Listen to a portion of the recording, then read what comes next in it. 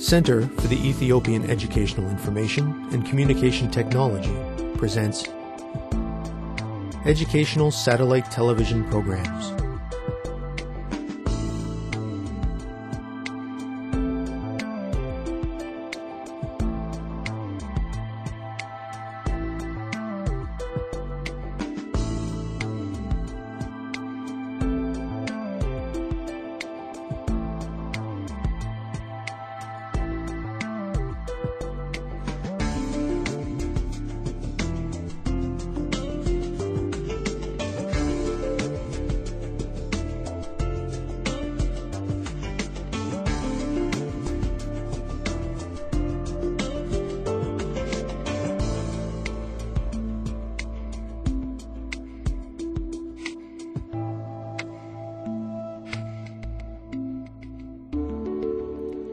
Hello, teacher. Hello, students. Welcome to today's lesson on limited and unlimited governments. Last time, we focused on conflict management and prevention. We learned that rule of law helps us to resolve conflicts because it upholds and protects our rights. Adhering to the principles and values of the Constitution helps us to deal with conflicts in a just and civil way. Today, we will turn our attention to limited and unlimited governments.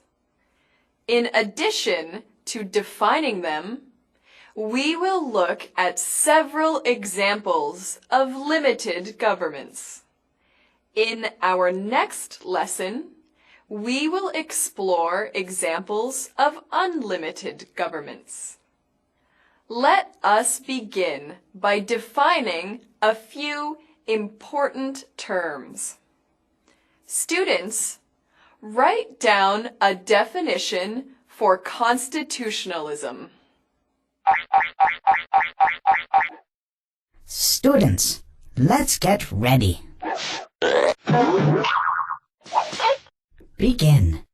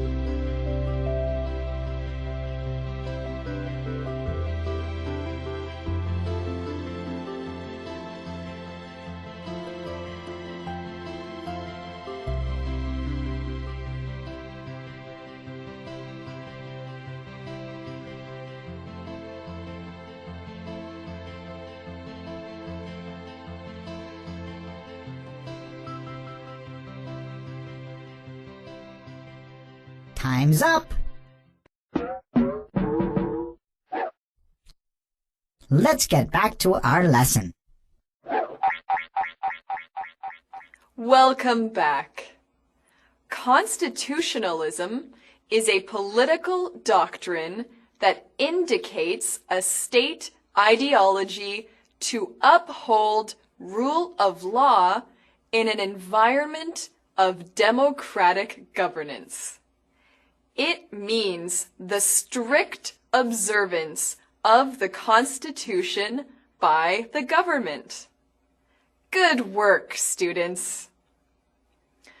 Understanding the meaning of constitutionalism will help us to understand the difference between limited and unlimited government. Even though our main focus today is on limited government, we will now take the time to define both limited and unlimited government. Limited government is a government whose power is restricted constitutionally. It is characterized by an absence of arbitrary power, and it protects the basic rights and freedoms of citizens. A country with limited government exercises constitutionalism. Unlimited government means something very different. It is associated with authoritarianism and totalitarianism. This is because it is undemocratic. The power of government is not limited by a democratic constitution. This means that the government is not accountable to the people for its decisions, policies, or actions. I hope you can see that there is a clear difference between limited and unlimited government. Students, how is the power of government limited in democratic countries? Write a list of the ways that democracy limits government. Students, let's get ready. Begin.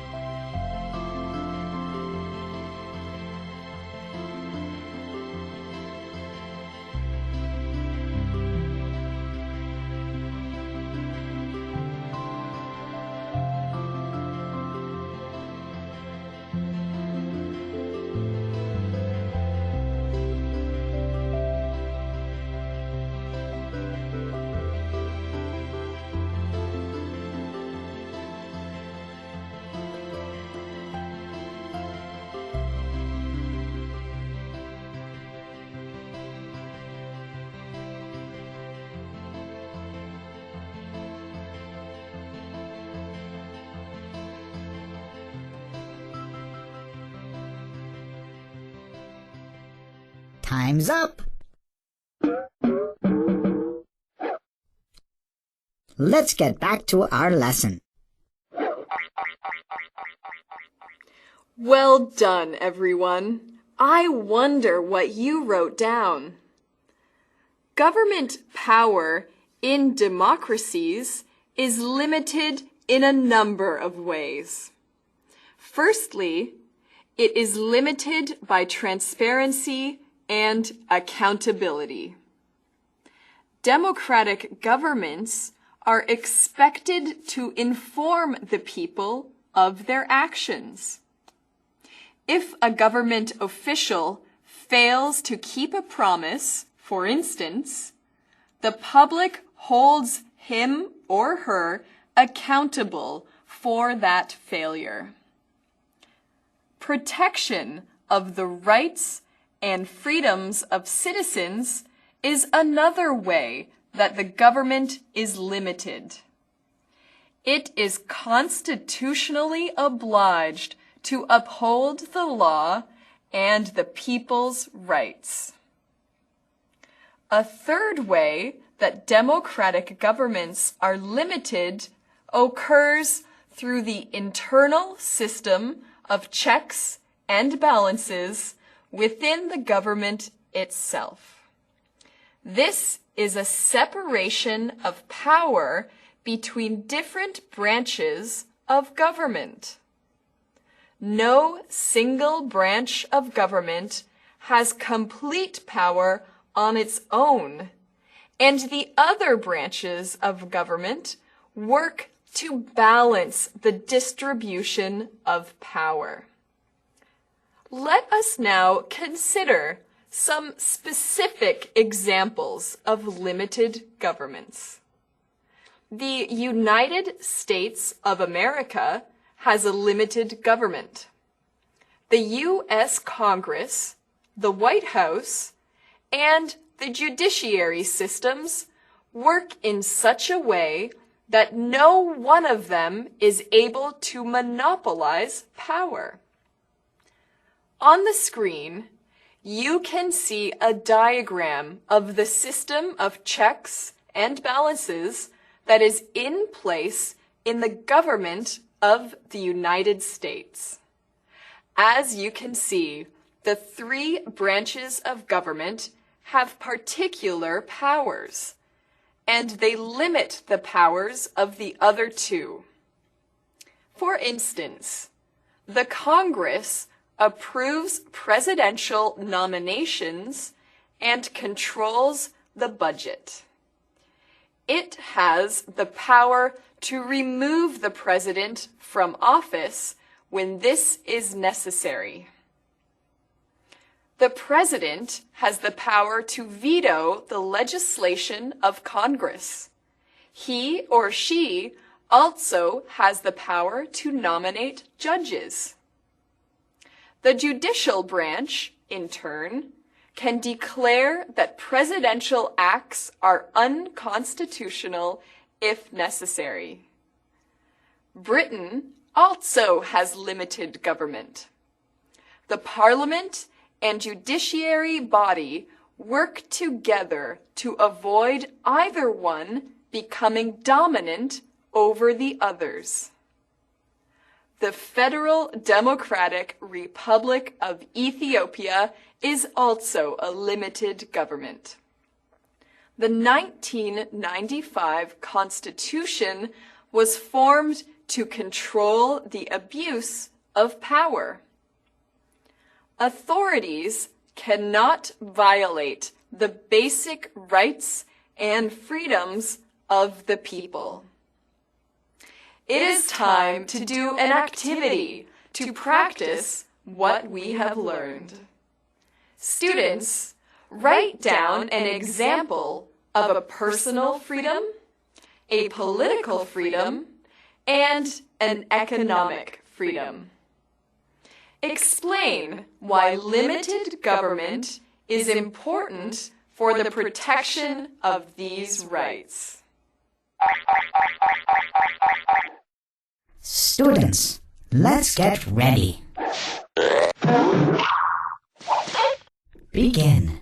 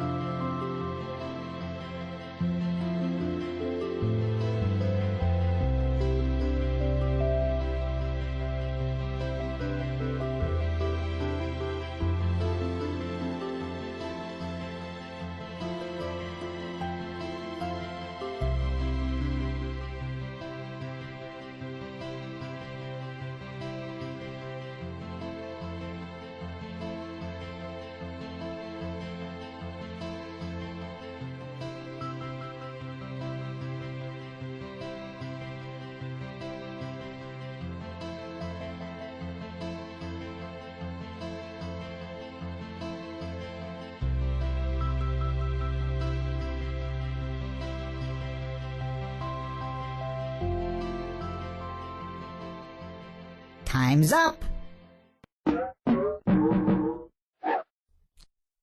Let's get back to our lesson. Well done, everyone. I wonder what your examples were of personal, political, and economic freedoms.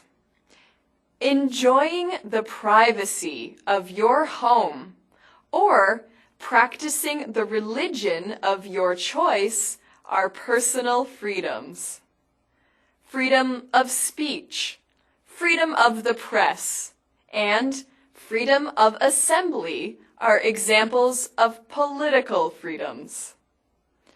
Economic freedoms include the freedom to enter into contracts, to choose your own type of employment, and to buy and own property. Limited government is important for the protection of these and other freedoms because it is constitutionally obliged to uphold rule of law. Students, this is the end of our first lesson on limited and unlimited governments. Next time, we will focus on historical examples of unlimited governments. Until then, thank you, teacher. Thank you, students.